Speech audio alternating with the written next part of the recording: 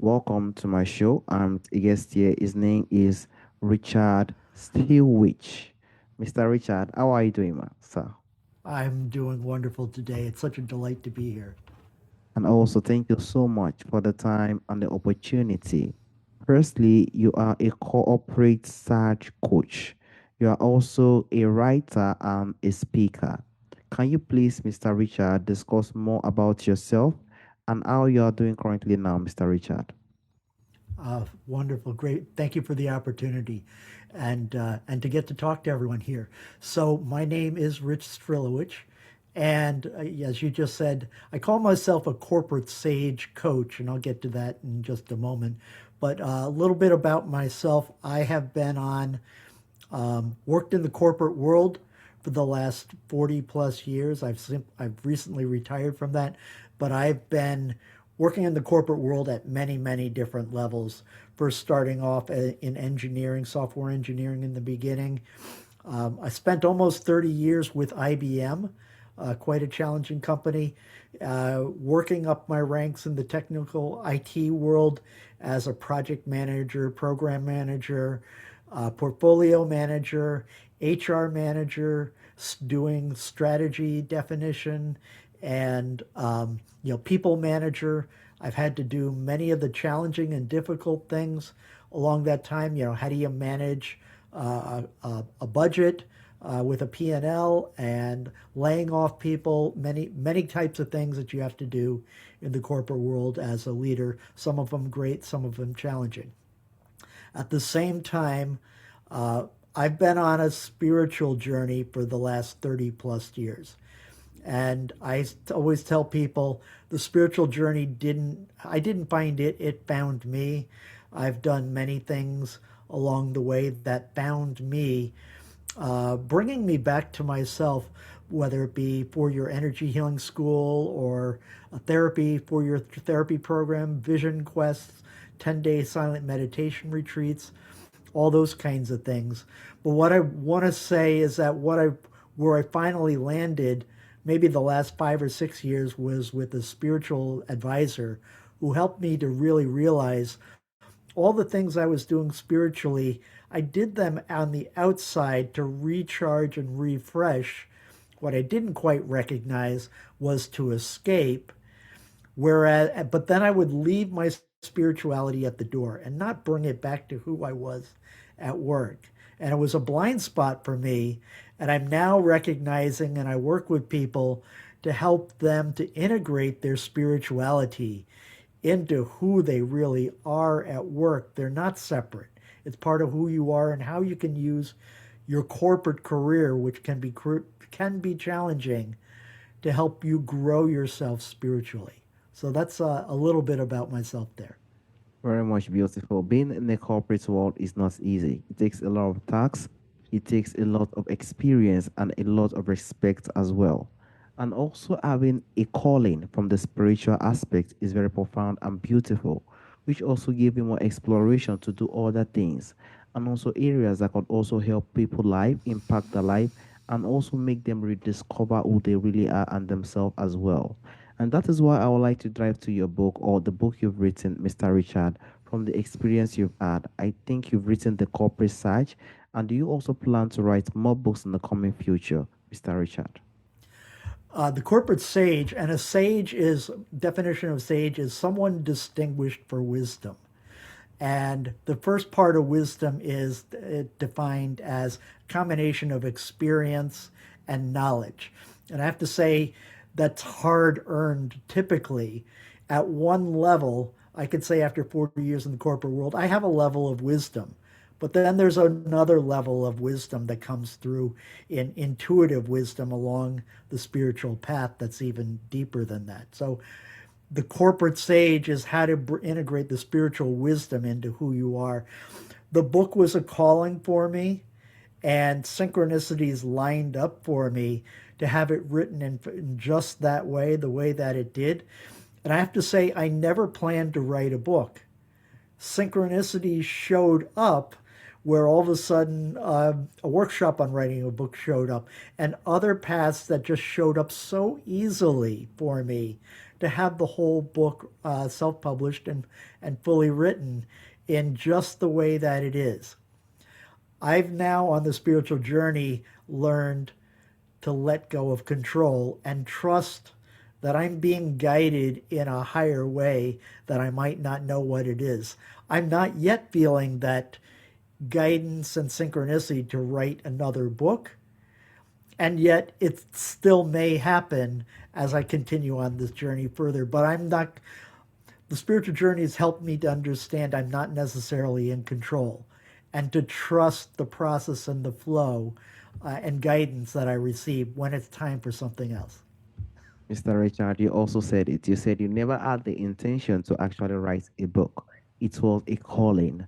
And I'm so glad you Yes. actually received the calling and actually bring out a profound and insightful book that teaches more on how we can use our wisdom, how we can actually choose some kind of decision in a more dramatic and also wisdom way as well.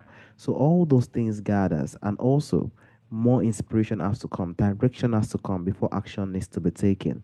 And I sincerely appreciate you actually gathering that together to actually bring out something profound in the society at large. And that is why I would also like to dive into the experience you've had in how people can try their best to find their inner peace. Because in our life today, what we usually see is the outside. When we go on social media, we go everywhere, we see the outside. But for listeners working on demanding careers, how do you think they can begin finding inner peace when their daily reality is filled with deadlines, constant pressure, and other expectations from other perspective, Mr. Richard?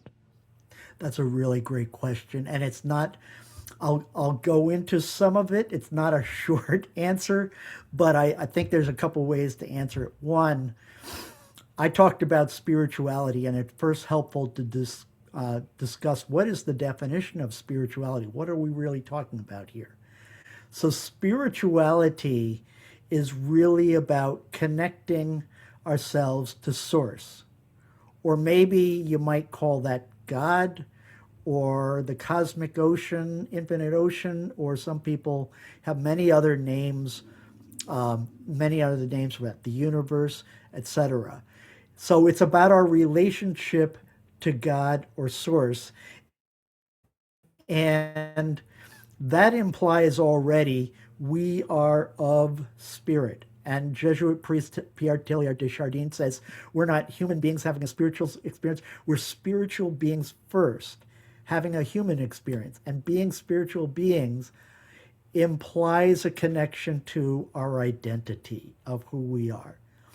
And it's very, very common to go through multiple phases of your life, especially going to school in 20s to 40s, maybe 50s, where our identity naturally is about our careers and maybe supporting our families, etc., and focusing on that part of identity and tying my identity to who I am then in my role and going up the corporate ladder. And it's very common that people find after a couple of decades of that, they've achieved very quite a bit and maybe they've gotten a lot of things in life and they all of a sudden didn't find it satisfying. It didn't fulfill them. Midlife crises are all about that. Now, if you're integrating spirituality and connecting to who you already are, naturally at the center of our core on the spiritual path, connecting to we already are, who we are is we're divine. We're human and divine. We're the light, says in Scripture, Matthew. Disconnecting our ego self of who I am allows us in a spiritual path to connect to a deeper sense of inner peace that's already there at the core of our being. It's just covered up by many, many different layers. The spiritual path deepens your connection to Source, your inner peace, and contentment and fulfillment with what is, no matter what's happening outside of you whether that be a boss who's screaming at you or wants results later on. I want to be clear, the spiritual path doesn't happen, and the growth to connecting to that doesn't happen overnight. And so the question is for yourself, as you're dealing with all of that right here, right now, what can I do now to gain a little more sense of inner peace? And there's so many different things that are out there. Mindfulness is incredible. Learning mindfulness to reconnect to yourself. And meditation, I always, when I work with people, I ask them to commit to a meditation practice. Because every time you meditate, you might come back to work and might get thrown off track, like I do many times. But the more you meditate, the more it starts to stick and stay with you till that inner peace is staying with you more and deeper no matter what. So there's short-term techniques that you can do in, connecting with who you truly are. And then there's longer term on the spiritual path. And I will say the spiritual path not necessarily is an easy path. I've had many traumatic events occur to me personally on the spiritual path in the work environment that were hard to go through. And yet 20 years later, I was able to see that inner discontent was actually a calling that caused me to grow spiritually in ways I never could have planned for. I'm not smart enough to have figured that out. To be honest with you, Mr. Richard, from the bottom of my heart, I honestly want to thank you for this profound insight. This is one of the most important things as we humans need to try our best to adapt and also try our best to digest, because we have to understand as we humans we are spiritual beings and we are not acting alone. And the spiritual being as we are, we need to know how we can connect to the source. And I'm so glad you brought us to the light on how we can do it. Mindfulness, other areas that we can also use as well. Because if we do not actually connect to the source and also our identity, we feel lost, we feel empty, do not feel like we're actually in the right place in the life we find ourselves. But at the point where we start to actually see ourselves as a spiritual being, we understand our identity and we also connect to the source. It plays a profound impact and we see a very huge change in our life drastically. I sincerely appreciate you for the great insight, but I would just like to drive to the point. How you think inner peace, how you think it also change the way a person lead, how you think it also change a way a person communicates, how they make decisions, or how they show up in relationship at work and at home, Mr. Richard. Right. That's another great question. So, leading from that connection of inner peace, where you imagine yourself sitting in a center of inner peace and calmness, from that place, being able to sense into, and I'm closing my eyes to connect to it, the inspiration of intuitive guidance that you're being given right then and there to know what is the right thing to do in how to handle a situation that's currently going on at work. For me, it shows up in clearer thinking, clearer decision making. I can say personally, people have come back to me when we had a challenging negotiation with a customer to go through and the customer was not happy. I was able to turn that around and dance in the moment with them to be come to an agreeable negotiation and have them be a happy customer again, knowing where they knew that I truly listened to and I truly knew and saw them for what their challenges are and who they are. Now, uh, those are some of the kinds of things that help me be actually a number one performing leader in the area of the business that I was doing. My performance got better. It didn't make me a softer leader because sometimes people think spirituality makes you a soft leader. Sometimes I had to go to battle, but it was righteous battle that I had from a connection to the center of my source within. And I also want to say very clearly this doesn't happen overnight, it happens over time. And what I learned over time is that when I started using and seeing my corporate world as my spiritual path, I could then start to recognize, and here's another word for you, grace. Grace brought to me all the people, places, things, situations, events, circumstances at work to help and challenge me to grow spiritually. And there are four perspectives that I learned about of growing spiritually, and they are surrender. That is letting go of what I can't fully control. It doesn't mean not working hard. Work as if everything's up to me. Pray and surrender as if everything and the outcome's up to God. Faith, that is knowing that everything that's occurring for me ultimately is for my highest good. Life is happening for me, not to me. It just doesn't look like that way when something bad is happening. Patience, sometimes things are going to take as long as God says they're going to take.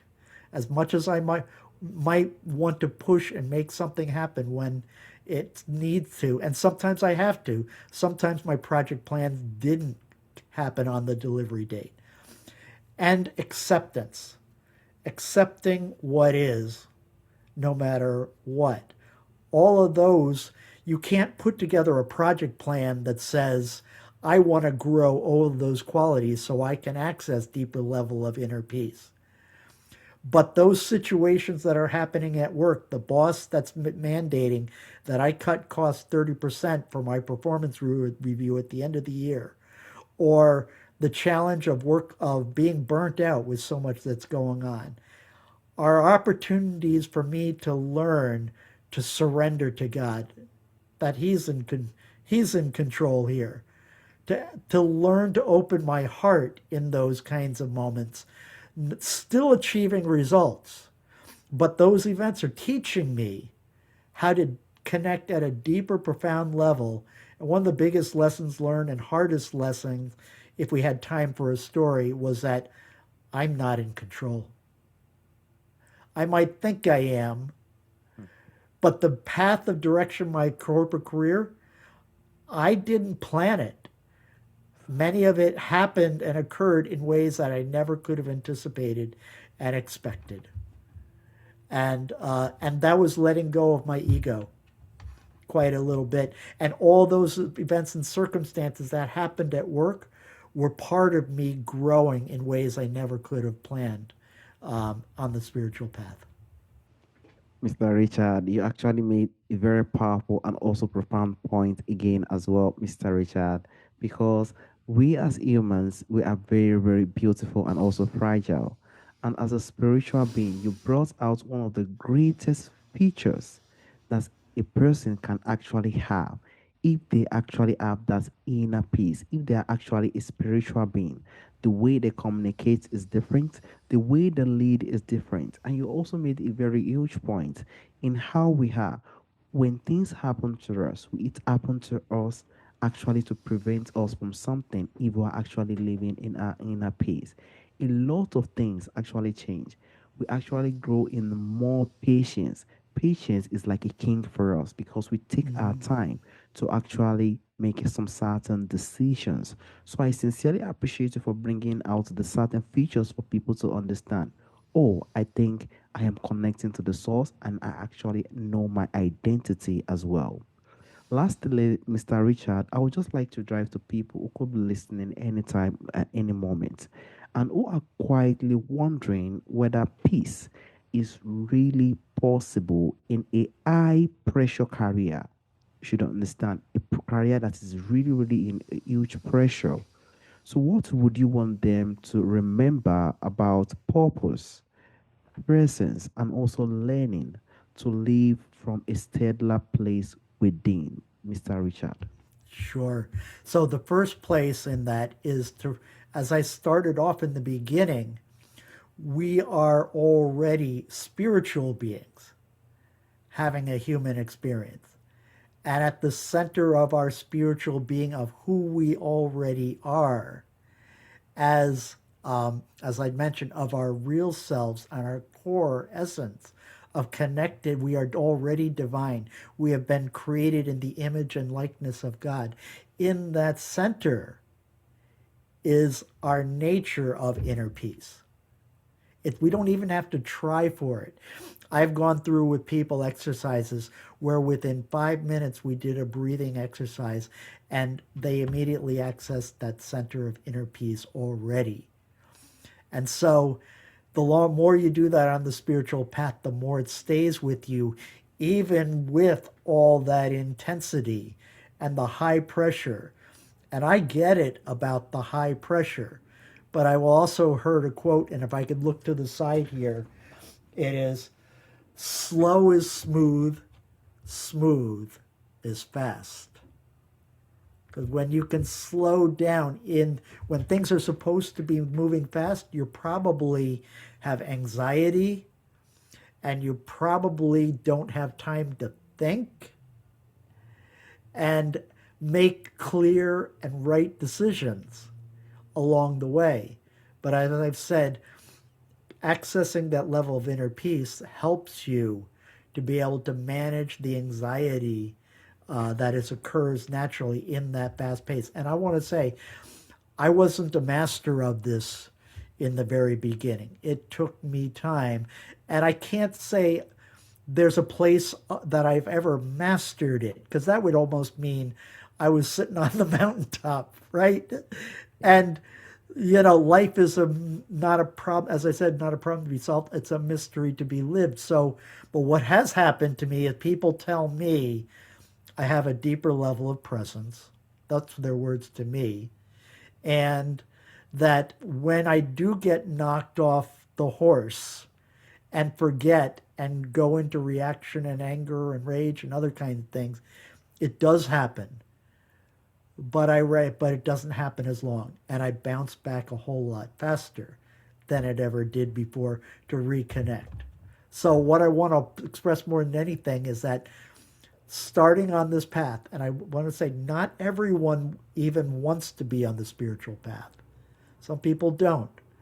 But if you've got a spiritual inclination and calling, there is hope. And I can say personally, every single year, the only way I could measure my spiritual growth is every year I started saying, yes, I feel more inner peace than the previous year before. And the thing is to start here and now from where you're at. Exactly. We start here and now, and we build it from there. You said it already. It's absolutely not easy, but this is something that we can try our best to do because if we are a spiritual being, we live a more fulfilled life, we live a more relaxed life, we feel more happy. Despite the forces, despite the pressures, despite the things we see out there, it doesn't be a burden to us because we understand ourselves. We know our identity, which is the most important thing. When one knows his or her identity and one knows where to connect to, there is nothing he or she will be worried about out there that actually could feel a sense of pressure. They will only be worried on how they can actually make an impact in the life they find themselves, where they're actually going, and also what they are building as large, which really, really made a very huge impact in the world we find ourselves. So, from the bottom of my heart, this message you brought out is a very important one, and I sincerely appreciate you for that, Mr. Richard. And Mr. Richard, there is a question I normally ask during the end of the show.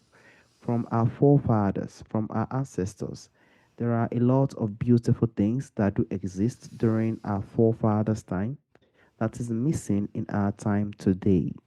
If there is anyone or anything you would like to bring back to our time today, Mr. Richard, what do you think that thing would be, Mr. Richard? Um, I'm just trying to think. I would say, well, my faith is from Christianity of Jesus. And I believe his the best message that we had was that he was an example for us of someone who was, of the Father and being human, and he taught us how to be divine at the same time. So he grieved, he got angry, he did all those things. So the example that he lived and showed us, I believe, is the example for this times also. Exactly. As we know, Jesus Christ, he came to this world not because he actually wanted to, he came to this world to bring out a teaching. And he wants us to actually live the way he has lived, so that the world we find ourselves will actually be in a position whereby there is more love, there is more peace, and also we can actually live a whole despite the kind of pressure the world has gotten itself into. And we do hope his teachings continues to emerge, it continues to stay very authentic, and people continues to live in that way, also for it to be also be better for every single one of us as well. Mr. Richard, I also want to thank you for the time and the opportunity for us to have this profound and insightful conversation. Thank you so much, Mr. Richard. This was such a delight, and it's an honor to be here. I loved the connection, and I hope this is helpful for your listeners. So thank you. All right, have a wonderful day, Mr. Richard. Bye bye. Bye bye.